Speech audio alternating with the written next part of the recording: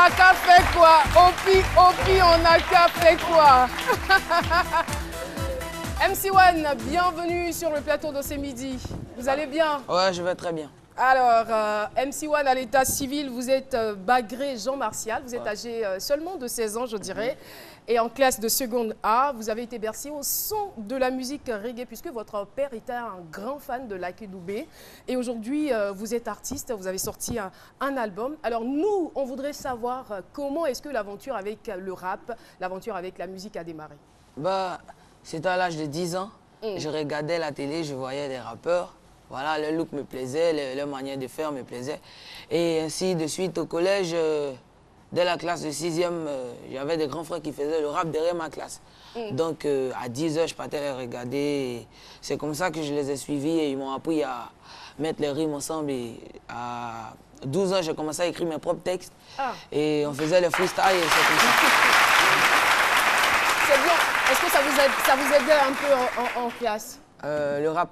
Je veux dire, le fait d'écrire vos propres textes, est-ce que ça vous aidait à vous améliorer en classe? Oui, grâce au rap, j'étais très fort en rédaction parce que le rap, tu prends un thème et tu réfléchis, tu développes là-dessus. Donc, quand on me donnait un thème de rédaction, un truc comme ça, j'étais trop fort. Je voyais ça en rap à Mais justement, MC1, il faut dire que vous êtes fils unique. Oui. Alors, ça a été quoi la réaction des parents qui mettent leur enfant à l'école et qui désirent le voir peut-être demain avocat, médecin, juge, journaliste, je ne sais pas. Et comment est-ce qu'ils ont réagi quand ils ont su que vous vouliez faire de la musique? Bah, moi, mon père, d'abord, je commence par mon père. Lui, il était déjà fan de reggae, donc il y avait un peu de musique en lui. Bon, il savait que moi, je faisais le rap. Je voulais me cacher, mais lui, il savait. Donc, il cherchait... On a là, papa est là. Hein. C'est vrai qu'il n'est pas dans ce studio, mais il a sa photo là. Donc, il cherchait des gens pour m'encadrer. Mais il avait des frères qui étaient musiciens, pianistes, batteurs, tout ça. Mais ces derniers refusaient. Donc, je sais pas, ils vont faire quoi avec un petit? En plus, à l'époque... Le style de musique n'était pas dans leur carnaval et tout? Non, mais c'était des arrangeurs. Un arrangeur peut te faire tous les beats que tu veux. Mais ils ont carrément refusé parce qu'en ce moment-là, je n'étais pas propre, tout ça. Je n'étais pas encore comme je suis, je n'étais pas encore MC1. C'est pas nous qui avons dit, hein? Non, on a bien, mon fils. Nous, on n'a rien dit, hein? Voilà. Donc, quand il a su que j'ai rencontré le père DJ Kejevara... Et votre maman, avant d'en arriver là, votre maman? Bah, maman... Elle était pour ou contre? Bah, elle n'était même pas partante. Elle n'aimait pas ça. Surtout le rap, parce que elle voyait les rappeurs à la télé qui faisaient flotte, tout ça. Elle n'aimait pas, elle ne voulait pas que son fils soit comme ça. Voilà. Donc, quand elle a vu, 2 ans après, quand elle a vu les clips et tout ça, elle a dit, bon, on va fermer les yeux, mais la condition est que tu m'envoies de bonnes notes. Voilà, tu m'envoies de bonnes notes, de bons résultats, tu peux faire ton rap. Voilà. Et c'est comme ça. Quand mon Donc, père vous envoyez de bonnes notes? Ouais.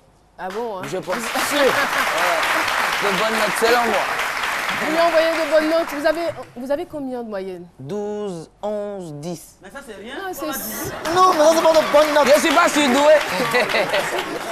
Alors, écoutez son excuse. Alors, on a ici les Je suis pas résultats. surdoué. On a les résultats de votre BPC. Hein, voilà. Bon, normalement, s'il n'était pas très occupé par la musique, peut-être qu'il aurait fait mieux. Mais ici, 14. je vois 10, c'est combien là? Il y a moins. D'accord. Il a eu 110 points. Ah, c'était à quel niveau? 110 points, c'est ça? Vous avez eu 110 points au BPC. D'accord. Bon, c'est prenable. De toute façon, vous avez eu votre diplôme. C'est le plus important. Et puis, en ce moment-là, je n'arrivais pas à canaliser le petit succès que j'avais là. C'était la première fois. Eh, Seigneur. Tu vois, donc... Il a déchaîné. Il n'arrivait pas. Il avait déjà la grosse tête. Il dit, j'arrivais pas à canaliser le petit succès que j'avais. C'était la première fois, donc c'est bon. Mais parlons de ce petit succès-là. Comment vous l'avez accueilli?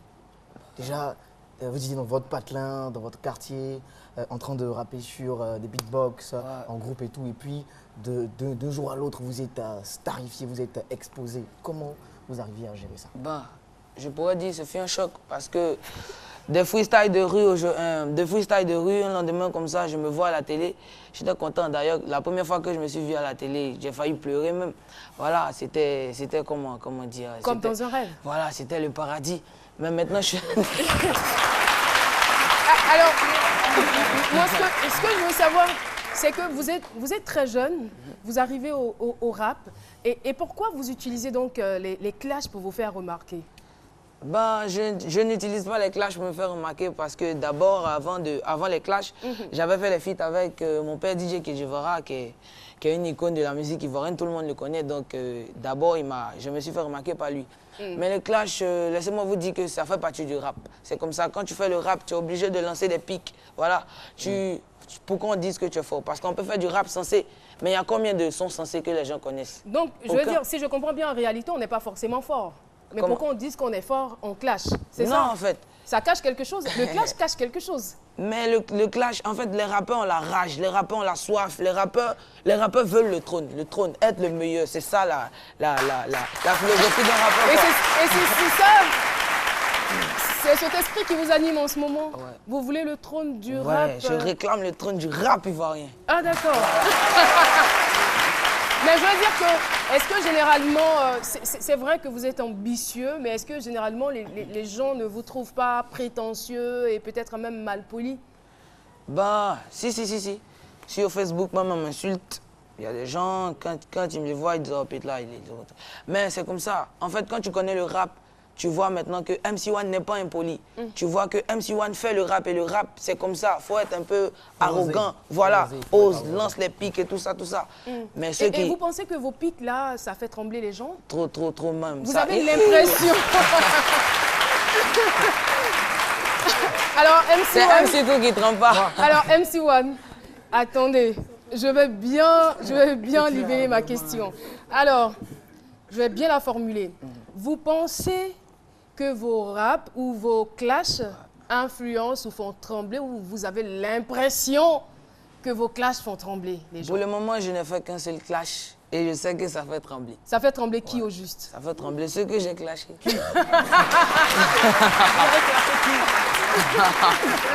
On a l'impression que vos clashs sont ciblés. Parce que quand on voit avec Kiknobi directement, ils disent approchez, regardez. Vous dites non, vous êtes allé au marché, vous avez vu des rappeurs devenir des commerçants, après ils disent approchez, regardez. Là, c'est plus, je sais pas, c'est plus un clash, mais ça devient de la provocation maintenant. Non. Parce que vous allez puiser dans les textes. Le clash, c'est de la provocation. Mais vous pouvez le faire sans puiser dans les textes. Non, je vous Il va explique. vous expliquer tout ça. Dans le rap, il y a un truc qu'on appelle punchline. Voilà. Ce sont les phrases qui ont deux sens. Je t'explique. Punch up line, qu'est-ce que c'est deux mots? Il n'y a pas de fin line. Voilà, ce sont les phrases qui ont deux sens. Tu vas au marché d'Adjamé, tu vois le commerçant crier « Approchez, regardez ». Tu vas dans une boîte, tu entends « Approchez, regardez ». Ça fait deux sens. Donc, je les ai vus au grand marché d'Adjamé en train d'écrire « Approchez, regardez ». Les connaisseurs du rap savent que c'est une punchline. Mais toi qui ne connais pas le rap, toi tu es un comédien, aujourd'hui tu as décidé d'être rappeur. Donc toi tu vois ça, un clash. Sinon ceux qui connaissent le rap savent que c'est une punchline. Tu vois, les garçons sont des grands mangeurs de placali. Quand ils voient une fille, ils courent après son clos. Ça c'est une punchline. C'est une phrase qui a deux sens. Non, moi j'ai fait la punchline. Les mamans sont derrière. Méfiez-vous, les mamans, sinon vous allez recevoir des choses. Les mamans d'Adjamé là, elles s'amusent pas, elles vont te sais.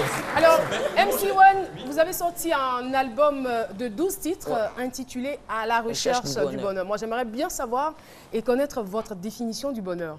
Bon, le bonheur, selon moi, c'est un lendemain meilleur. C'est tout ce qu'il y a de beau dans la vie. C'est chercher à avoir, à la recherche du bonheur, c'est chercher à avoir une vie de rêve, voilà. Parce que quand on est enfant, on regarde des trucs à la télé, on voit des trucs, ça nous fait rêver. Donc, on est tous à la quête du bonheur. Quand on va aller... Ce rêve-là, c'est quoi?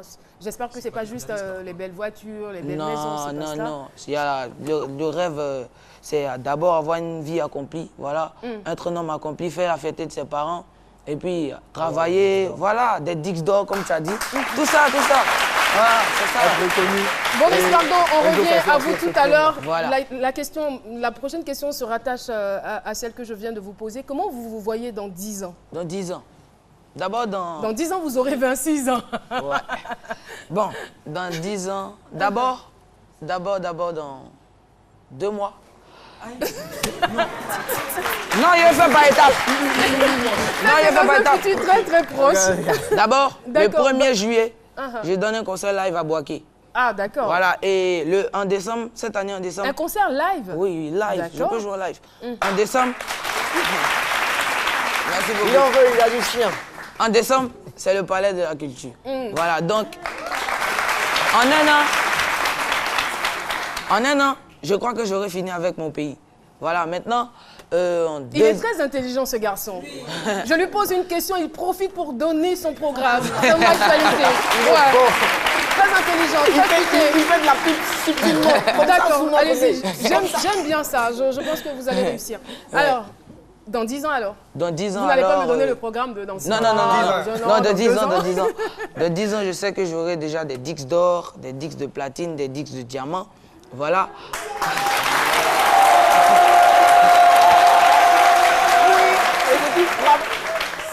Continuez.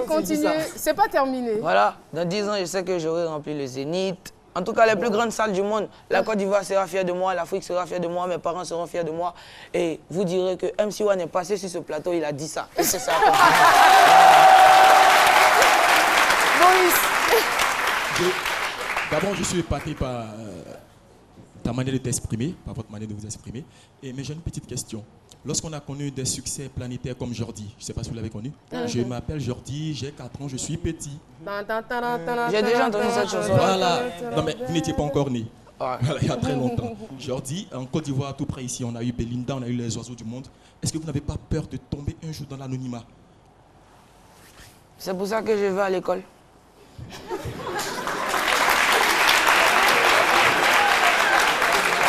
Soyez plus clair, développez. C'est-à-dire, Voilà, mais les autres... qui nous Allez-y, explique, allez-y. quand vous dites c'est pour ça que je vais à l'école, c'est vrai que vous étiez déjà à l'école et vous avez commencé à faire le rap. C'est pour cela que vous poursuivez vos études. Pour faire quoi plus tard quand vous aurez peut-être tout accompli, dans 10 ans que vous aurez rempli le Zénith? Est-ce que vous allez créer des écoles de rap ou vous allez peut-être opter pour une profession, peut-être libérale? Je pourrais devenir juge, avocat, magistrat avec... parce que je fais A. Donc, Après votre bac, vous allez faire le droit? ouais, j'aime le droit. D'accord. Donc, je pourrais devenir juge, magistrat et tout ça. Voilà. Et vous pensez que le rap vous aura donné du coffre pour affronter, on va dire, cette carrière d'avocat ou de juge? L'avenir nous dira. L'avenir nous dira. Bon, je m'attendais à une autre réponse, vous qui voyez, vous qui arrivez à lire dans l'avenir. Ah ben non. Non, je ne suis pas voyant. Mais j'ai eu l'impression quand même, dans 10 ans.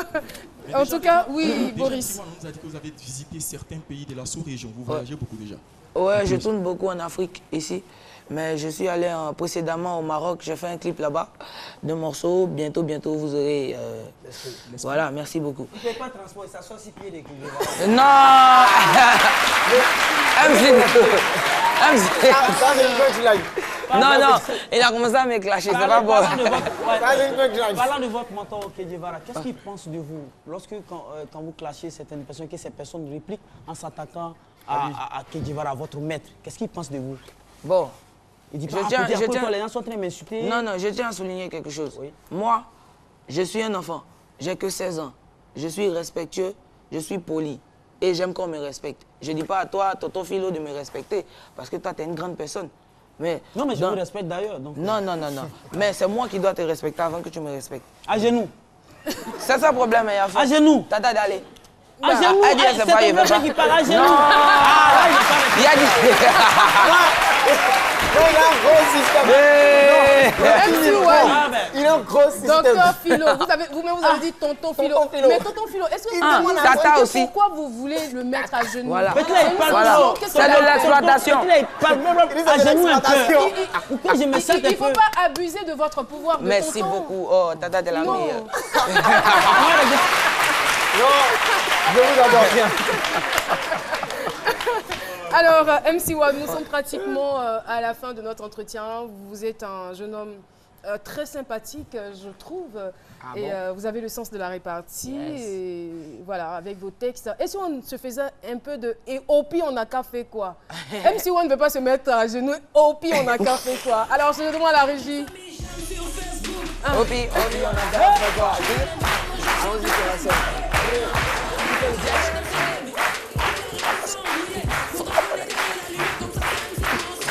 Quand je marche dans la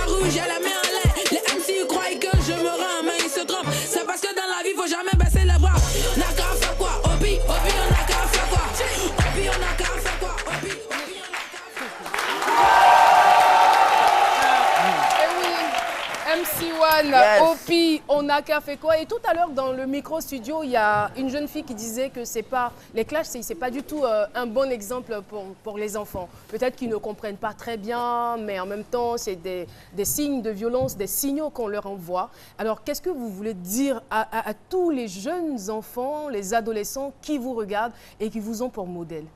Bah, cette fille qui a parlé des clashs comme ça, elle a raison parce que c'est vrai, c'est pas un modèle pour nous les enfants parce que moi-même je suis enfant. Et quand vous regardez mes clashs, il n'y a pas d'injure grossier, tu vois. Je parle, voilà, merci. On dit une injure, ouais, foot. Une injure. Et ça c'est 18 sur 20. Ça arrive, Merci beaucoup. Ouais. C'est l'émotion. Donc je dis pas, entre parenthèses, ta mère con, les trucs. Non, je dis pas les trucs comme ça. Non, mais faut que j'aille au plus.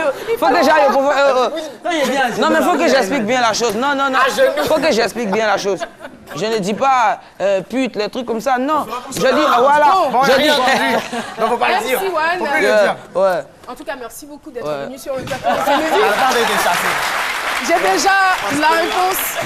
Il n'y a pas d'injure grossière, c'est juste pour le fun, c'est pour le buzz.